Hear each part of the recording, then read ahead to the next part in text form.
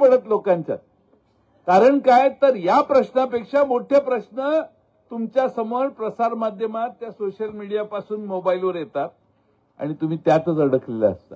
आपल्या अंगावरून शक्तीपीठ मार्ग जाणारे हे विसरतो आणि मग हे हिंदुत्वाचं झालंच पाहिजे. हे नाही. अरे तुझ्या अंगावरून शक्तीपीठ महामार्ग चाललाय तो राहिला बाजूला.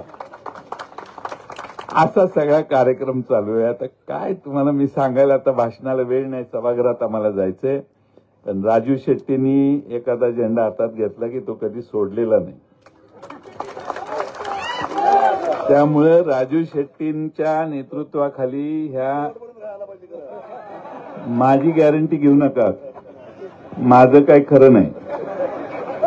कारण काय तुम्हाला माझ्या मनात शंका असल्या, माझ्याबद्दल शंका असल्यामुळे तुम्हाला हमी देणंही जरा धोक्याचं आहे. यांना 100 वेळा सांगत होतो आघाडीकडून उभा राहावा.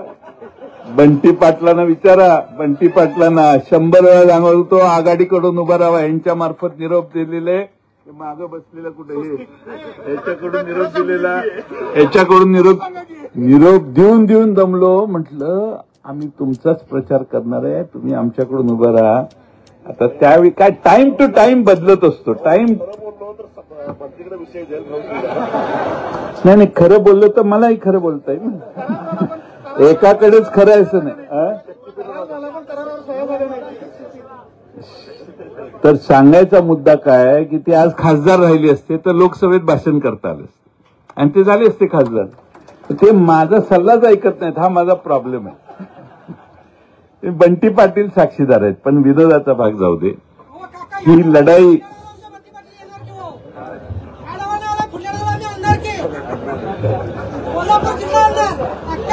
आणायला काही नाही, आम्ही पण तुमच्यावर आहेच. पण प्रॉब्लेम असा आहे की ह्या शक्तीपीठाला बंटी पाटील वेळा आणायचं. पण ह्या लढाईमध्ये सगळे एक राहायला पाहिजेत. मी हे का सांगतोय तर थोड्या दिवसांनी आपण लढतो. सरकारलाही माहित असते ह्यांचं किती दिवस, 4 महिने, 6 महिने, 8 महिने. मगाशी तुम्ही भाषण ऐकलं एकनाथ शिंदे साहेबांचं. आता त्यांच्या हातातच ते खातं आहे. त्यांच्या हातात खातं असताना ज्यांनी आश्वासन दिलंय की बंद, तेच जर आज शक्तीपीठ मार्ग होण्याच्यासाठी खात्याचे मंत्री असतील तर हा प्रश्न त्यांनाही लागू होतो. त्यामुळे यासाठी आपली एकी कायम ठेवली पाहिजे. नंबर 1. नंबर 2, जिथं जिथं संघर्ष करायला लागेल तिथं थांबलं पाहिजे.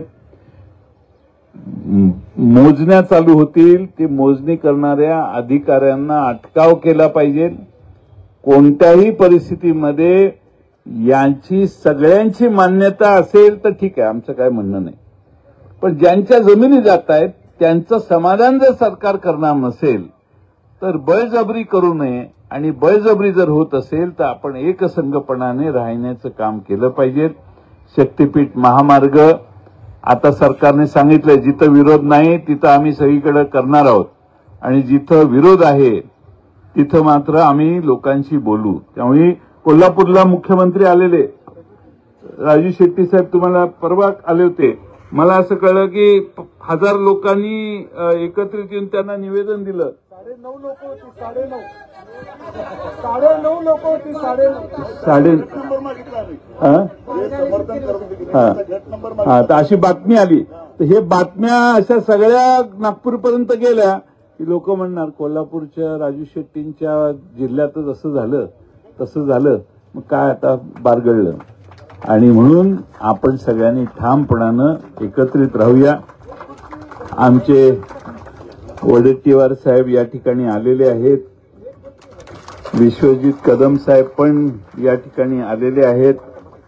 आणि त्यामुळं विधानसभेत कोणी नसेल म्हणून मला तिथं जाऊन बसलं पाहिजे. म्हणून मी आपल्या सगळ्यांच्या मागे आहोत. आम्ही पूर्ण तुम्हाला पाठिंबा देणारी लोक आहोत.